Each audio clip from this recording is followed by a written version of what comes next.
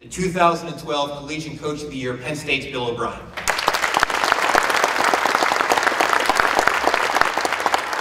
Thank you very much. It's just it's an honor to be here. Number one, I want to thank the Maxwell Club. It's been first class since the minute we stepped off the plane. It's just a great couple days to be a part of. I want to thank Ron Jaworski.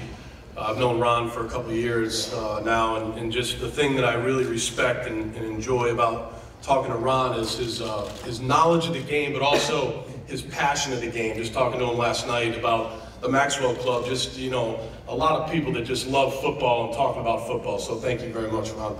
This is a program award. This is an award that, to me, represents a lot of hard work from the coaching staff, the administrative staff, the recruiting staff, the strength staff, the training staff. This is a program award, and so I want to thank all those people, and a lot of them will be here tonight. But most importantly, we want to make sure that people, and John kind of stole my thunder there a little bit, but we had an amazing group of 31 seniors, just guys that were wise beyond their years, that understood the word commitment, that understood the word loyalty, and stuck with this program during what many people thought was, on the outside looking in, was a very tough time. For us, it was a very rewarding time. It was one of the most enjoyable years I've had in coaching. So, you know, again, this is a program award, and it's about these great players that are here today. Also, Eric Shrive here, and the award that he won. I'd like to congratulate him, another Penn State. He's got another year with us, so he's not a part of that senior class. He's got one more year with us. I want to congratulate the award winners that are up here today. These guys are fantastic players and coaches. I want to especially congratulate Chuck Pagano, the head football coach of the Indianapolis Colts. I think everybody knows he was an inspiration to all of us in coaching and obviously in playing. So it's great to be a part of this deal, and can't wait for tonight. So thank you very much. It's a very humbling experience for me, and I think David was asking me about it earlier. I think it's great to win these awards, but at the same time, these are program awards. These are about the coaching staff and the players. And so what's neat about tonight is our seniors will be here, our coaching staff will be here for the most part, administrative staff.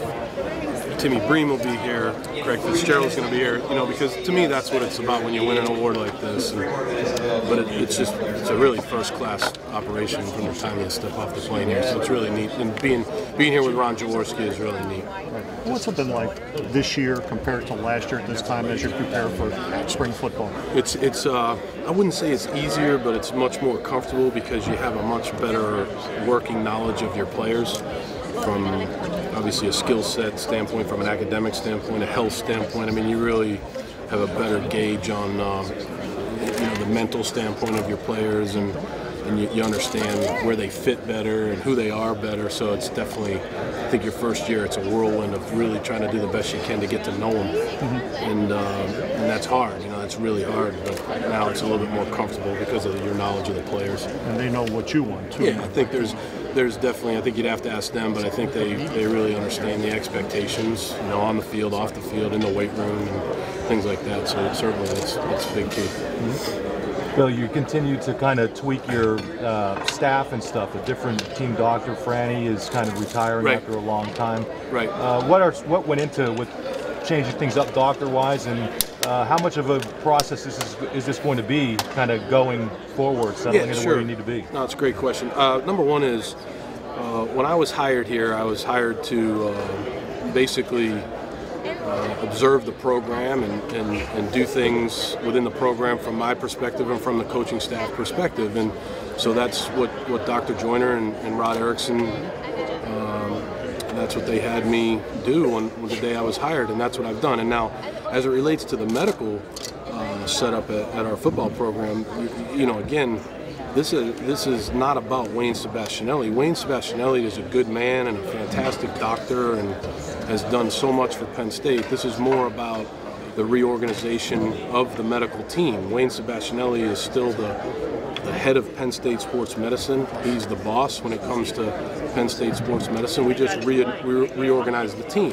And I think what's hard, a lot of times for people at Penn State who are fantastic people, from the outside looking in, it's been the same way for a number of years, and it's a little bit more about a fresh approach, fresh ideas. Again, doing what's best for the student athlete, and that's what we've tried to do. As it relates to Franny Ganner, Frank Ganner, when I took the job here, was instrumental in our transition here. As a guy that, just a really neat guy that had been here for 46 years as a player, as a coach. This guy was the offensive coordinator of the best Penn State offense in the history of the program, which to me is really a neat thing. And then he had the perspective of being an associate athletic director. And he chose to step away to spend more time with his sons and do more things, family-related things. And I would say you have to ask him, but to me, he was a big key to the first year for me. Just history of the program, how things were done, why they were done a certain way.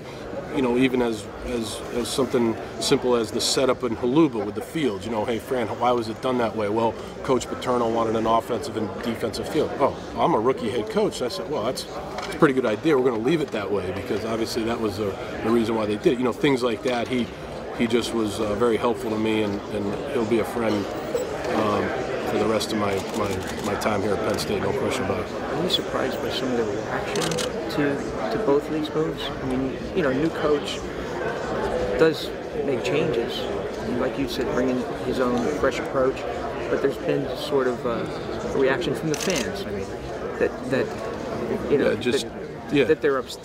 Some of them seem upset anyway. No, I don't. I can't do anything about that.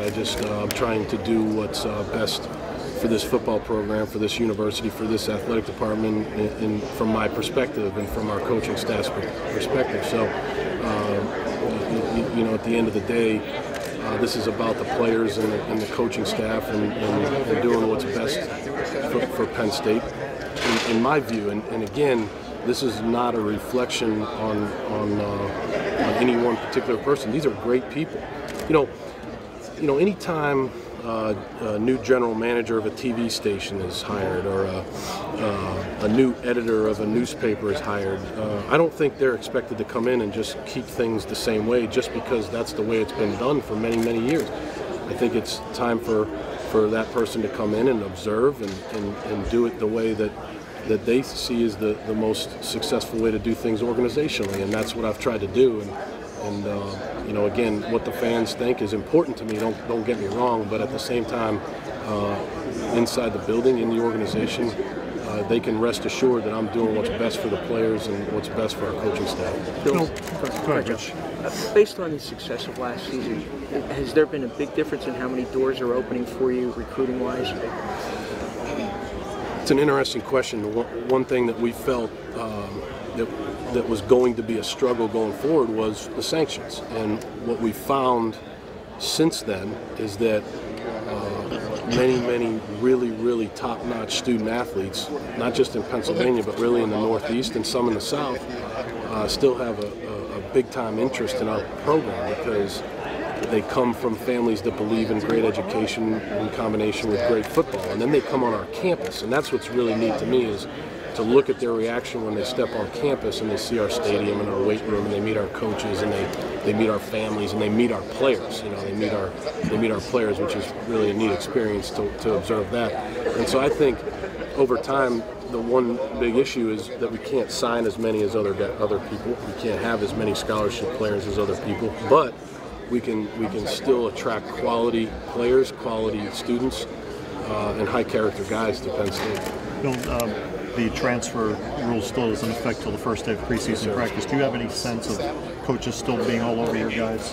I really don't. Again, you probably have to ask our players that. I think that our players, like we talked about earlier, Joe, is the fact that they're more comfortable with our expectations, their own expectations. What we expect academically, socially, and obviously football-wise. And again, we're very aware of it. We're always aware of it. It's something that we definitely try to stay on top of. But what we do is we just make sure that the kids understand where they stand in our program. That's what we do. We don't sit there and worry about it. We never have, and we never will. We just try to be, like I've said from day one, be honest and truthful, and make sure that people because the guys know where they stand in the program. You had said the last game of last season you were down to 68 scholarships. I think it was about that. Yeah, it was less than 70. Do you have any sense of what you're going to have going forward for next season? We have 93 total guys in the program right now working out for us. Scholarship-wise, I think it'll be in the same type of range, maybe low 70s, maybe not less than 70 going forward. But when training camp starts, I mean, but about the same range. What are your thoughts about spring football, and what do you hope to achieve during that time as far as positions? Obviously, finding a new quarterback. Yeah, we feel really good about the improvements that our team individually and both as a team, what they've made over the last couple months since the season ended. A few months there, we've made tremendous gains in the weight room and in conditioning, and so we can't wait to see that. How does that translate to the field with our veteran players? And then we want to really get a good gauge on what these new players can do to help us. Whether it's guys that didn't play much last year that we think are going to be really good players, or newcomers, at quarterback, at tight end. We've got a guy there that's a freshman that'll participate in spring ball. So, and I think the quarterback position's a big thing. We've got to do a good job of teaching and coaching those guys. We've got a hungry bunch of guys in that room, young guys that are talented, and we're going to put them in situations and see how they react. And at the end of the spring, have a good evaluation on who we think can be the starting quarterback, or at least compete for it going into training camp. What's your philosophy on the number of quarterbacks you'd like to have on a football team? Total? I think you'd like to have one in each class. That's with 85 scholarships. So you'd like to really have one in each class. I think that's a little bit different when you go to 65 scholarships. So, to me, you'd like to, at the very minimum, have 3 and maybe 4 going forward, and then you have some really good run-on players. So we have 3 run-on players. We have 6 total that'll be here in August. So the 3 scholarship guys and Stephen Bench, Tyler Ferguson, Christian Hackenberg, and then the 3 run-ons and Jack Seymour, Austin Whipple, and DJ Crook. And so we feel we have a good young room there, and it's a good balance right now. But going forward, what you have to understand is, okay, where are you at defensive tackle? So let's say you have Austin Johnson, who you think is a really good young defensive tackle, and you have Derek Dowry, and you have Brian Guy, and obviously you have DeQuan Jones, but DeQuan Jones is in his last year. Well, maybe it's time to look at going out and getting 2, when you can only sign 15. Go out and get 2 defensive tackles. What other position does that take away from? Well, maybe it's quarterback, because you feel really good about the number of guys you have there, 6 total, 3 scholarship, 3 non-scholarship. So that's an ongoing strategy. That's not something that I would sit here and say, I'd like to have this number. It changes, year to year, month to month. Does having so many guys at quarterback now help you in the future with that at other positions? I think it does. I think it gives you depth at that position. It helps you in practice. It helps you from things as simple as drills and different scrimmages that you may have with young guys and veteran guys and things like that. So you're getting a bunch of reps, and you have quality quarterbacks at each station on the field. It helps you there, and it helps you to be able to maybe go out and get an extra corner or an extra defensive tackle or whatever it might be. So yeah, I think it does. That's what we feel right now. Hey guys, we can take 2 more. Came up last week. Is there anything to worry about there? Is that that's somewhere he has to appear in court. It's really, again, like I usually tell you, this is a great kid. I believe he, that it was wrestling around and his foot went through a window, something that maybe he shouldn't have been doing, but I don't think it's, I certainly don't think it's a felony. And so I think he's got to appear in court and pay his penance that way maybe, but I don't think it's, something that's going to set him back too much. Bill, you know Chip Kelly pretty well. What's that? You know Chip Kelly pretty well. Tell me something about him. Well, there's a lot to tell you. I do know Chip really well. I have a lot of respect for him. He's one of the brightest coaches I've been around. He's a very bright guy. He's a quick-minded guy. He thinks well on his feet. He's got a lot of great ideas. He's creative. He knows how to surround himself with really good people, which he's done in Philadelphia. And Philadelphia fans can expect a very exciting, competitive football team. Have you talked to him much since he took the job? Text back and forth a little bit, but not much on the phone. What's he asked you? That's between he and I. You know, it's just you know, good conversations about football that you know, just between he and I. Are you continuing negotiations about the game in Ireland? Is that still Yes. That's still ongoing? Yes.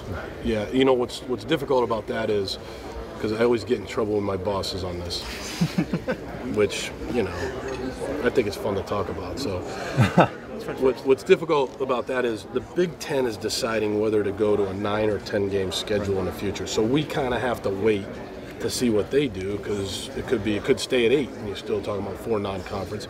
Could go to 9, then you're talking about 3, and then if it's 10, it's 2. So we kind of got to wait there. But and then you have to find an opponent that's willing to make that trip. So that's where it's at right now. But we're definitely exploring it and trying to be aggressive about it. Coach, What do you want to do, 8 or 9?